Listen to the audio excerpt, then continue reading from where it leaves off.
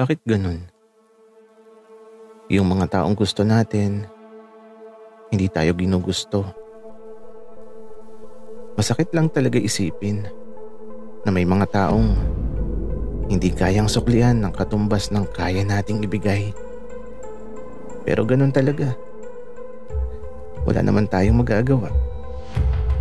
Kasi kung ayaw sa'yo, huwag mong ipagsiksikan ang sarili mo. Dahil ikaw lang din talaga ang talo pagdating sa dulo.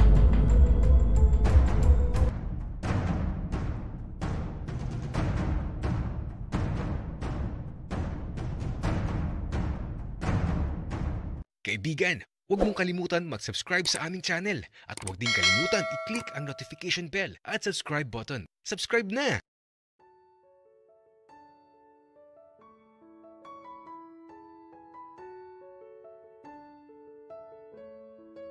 Aaron, bakit naman nakipag-agawan ka pa sa hotdog na yun?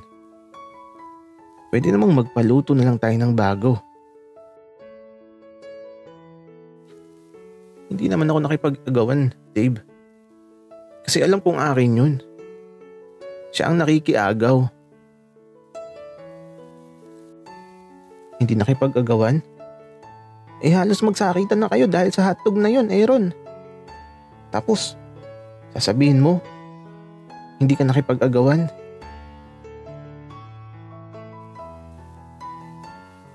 Nag-aaway na ba tayo, Dave? Hindi, Aaron. Sinasabi ko lang sa'yo na hindi ka na dapat nakipag-agawan.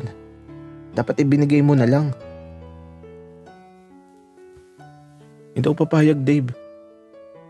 Hindi ko ibibigay ang alam kong akin.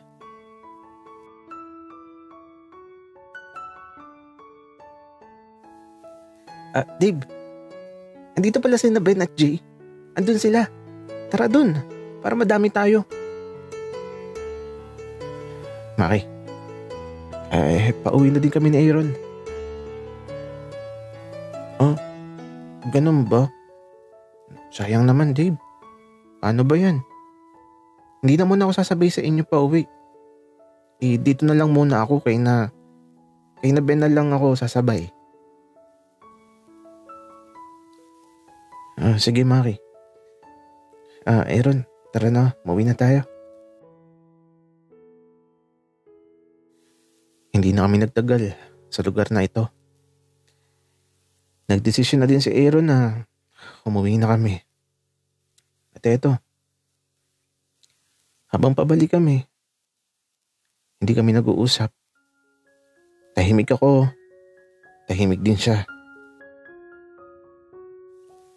Hanggang sa makarating kami sa bahay, eto, diretso na ako sa kwarto tapos siya andito lang din. Hindi pa din nagsasalita.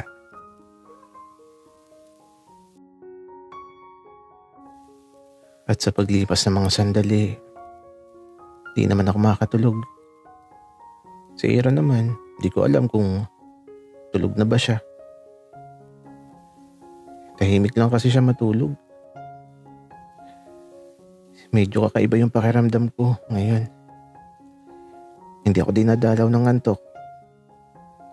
Kaya naman ang ginawa ko, marahan akong bumangon sa kama. Diretso sa labas ng bahay tapos eto, naglalakad lang ako. Hindi ko alam kung saan ako patungo. Ang tanging karamay ko ay ang liwanag ng buwan na sinasamahan ako sa gabing ito sa paglalakbay ko patungo sa daang di ko alam kung saan ako dadalahin.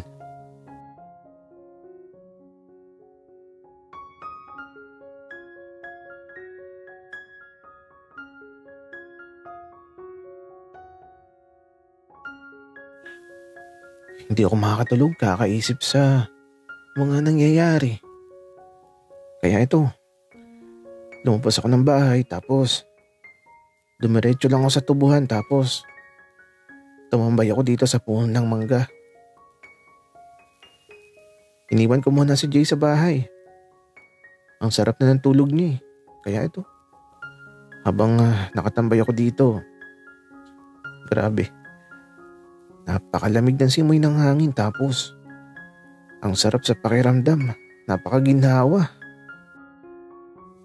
Nakaupo nga lang ako dito, nakasandal sa puno ng mangga habang pinagmamasdan ng maraming alitaptap na lumilipad dito sa puno ng mangga.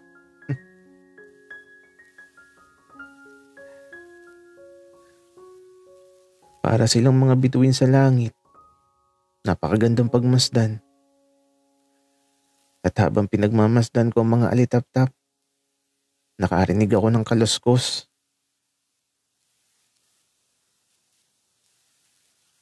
At gagi, ano yun? Tao ba yun? Kasi naman mula dun sa malayo, parang may tao na naglalakad na patungo dito. Kaya ito, mabilis akong umakyat sa puno ng mangga. Nakakatakot eh. Baka mamaya magnanakaw yun. Kaya ito, magtatago muna ako. Medyo kinakabahan ako. Baka kasi masamang tao tong paparating. Hating gabi na kasi ngayon, tapos may gumagala pa dito. Nakakatakot talaga. Kaya ito, tahimik lang ako habang nandito ako sa taas ng puno ng mangga. Ilang saglit pa, ayan na siya. Nandito na siya sa may puno ng mangga at aba, naupo pa siya dito sa tabi ng puno. Paano ako makakalis dito ngayon?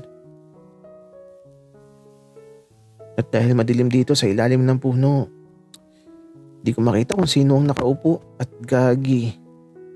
Baka mamaya masamang tao. Paano kapag nalaman na may tao dito sa taas?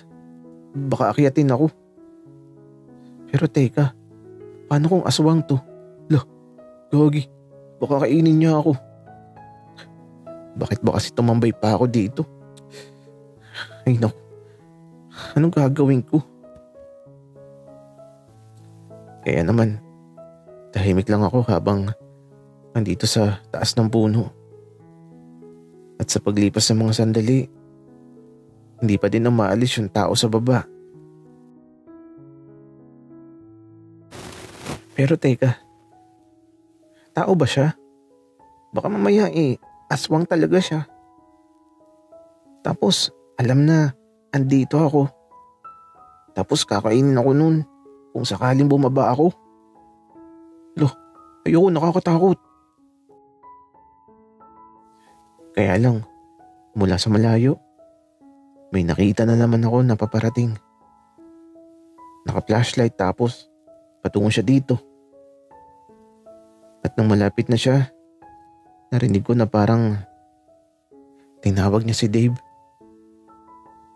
Teka, boses na Aaron yun ah. At aba, dumiretso siya dito sa may mangga. At nang mailawan ang nasa ibaba, gagi, si Dave pala. Akala ko naman kung sino. Kung alam ko lang na si Dave ang nasa ibaba, di sana, kanina pa akong bumaba. Kaya lang, natakot ako kasi baka aswang. Dave, kanina pa kitang hinahanap. Nandito ka lang pala. Nagtanong na ako sa mga guard kung lumabas ka. Hindi naman daw. Buti at may nakapansin sa'yo na nagtungo ka daw dito. Dave, sorry na. Hindi ko na ulitin yun. Tara na, muuwi na tayo.